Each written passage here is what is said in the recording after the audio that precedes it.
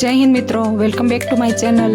આજકાલની competitive એક્ઝામ્સનું level બહુ બદલાઈ ગયું છે. હવે માત્ર સિલેબસ પૂરો કરવાથી સિલેક્શન નથી થતું, કારણ કે હાલની એક્ઝામ્સમાં રિઝનિંગ અને મેથ્સનું ભારણ ખૂબ વધી ગયું છે અને સૌથી મોટો ચેલેન્જ છે ટાઈમ લિમિટ.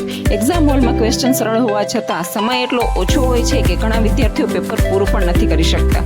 માનો કે તમને 60 મિનિટમાં 60 પ્રશ્નો સોલ્વ કરવાના છે, એટલે કે એક ક્વેશ્ચન પાછળ સરેરાશ 1 મિનિટ જ મળે છે. હવે વિચારો, જો તમે એક જ રિઝનિંગ ક્વેશ્ચનમાં 3 મિનિટ લગાવી દો તો પાછળના ઇઝી ક્વેશ્ચન્સ માટે ટાઈમ જ નહીં બચે.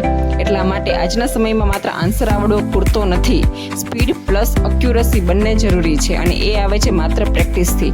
જેમ પોલીસની ફિઝિકલ તૈયારીમાં દરરોજ રનિંગ કરવાથી સ્ટેમિના વધે છે, એ જ રીતે રિઝનિંગ અને મેથ્સમાં પ્રેક્ટિસ કરવાથી સ્પીડ વધે છે. શરૂઆતમાં સ્લો થશે, ઘણા આન્સર્સ ખોટા જશે, પણ ધીમે ધીમે તમારું માઇન્ડ પેટર્ન્સ ઝડપથી પકડવા લાગશે. એક દિવસ એવો આવશે જ્યારે બીજા ક્વેશ્ચન વાંચતા હશે અને તમે આન્સર ટીક કરી રહ્યા હશો. તો આજથી જ પ્રેક્ટિસ શરૂ કરો, કારણ કે હાલની એક્ઝામ્સમાં સિલેક્શન માત્ર મહેનતથી નહીં, ફાસ્ટ થિંકિંગ અને સ્માર્ટ પ્રેક્ટિસથી મળે છે. જો તમને પણ આ વિડીયો યુઝફુલ લાગી હોય તો વિડીયોને લાઇક કરો, તમારા મિત્રો સાથે શેર કરો અને આવી જ રિયલ એક્ઝામ સ્ટ્રેટેજી, મોટિવેશન અને પ્રિપેરેશન ટિપ્સ માટે ચેનલને સબસ્ક્રાઇબ જરૂરથી કરજો, કારણ કે અહીં વાત માત્ર ભણવાની નથી, અહીં વાત છે સિલેક્શન સુધી પહોંચવાની. Thanks for watching.